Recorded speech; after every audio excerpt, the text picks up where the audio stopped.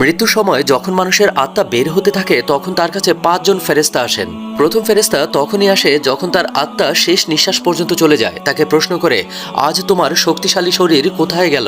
যখন আত্মা পুরোপুরি বের হয়ে যায় তখন দ্বিতীয় ফেরেশতা এসে বলে, আজ তোমার ধন দৌলত কোথায় গেল, যেগুলো তুমি জমা করেছিলে?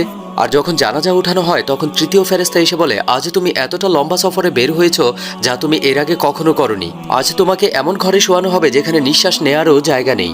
আর যখন তাকে কবরে শোয়ানো হবে তখন চতুর্থ ফেরেশতা এসে বলে, কাল পর্যন্ত তুমি জমিনের উপরে চলাচল করেছো আর আজ জমিনের নিচে শুয়ে আছো। কাল পর্যন্ত তুমি হাসছিলে আর আজকে কান্না করছো। কাল পর্যন্ত সবাই তোমার সাথে ছিল আর আজ তুমি একা। যখন কবরে মাটি দেওয়া হয় আর সবাই চলে যায় তখন পঞ্চম ফেরেশতা আসে, বলে তোমার সব আপনজন তোমাকে ছেড়ে চলে যাচ্ছে। যদি তারা থেকেও যেত তাহলেও তোমার কোনো সুবিধা হতো না। আজকে তুমি হয়তো জান্নাতের সুসংবাদ পাবে আর নয়তো কবরের আযাব।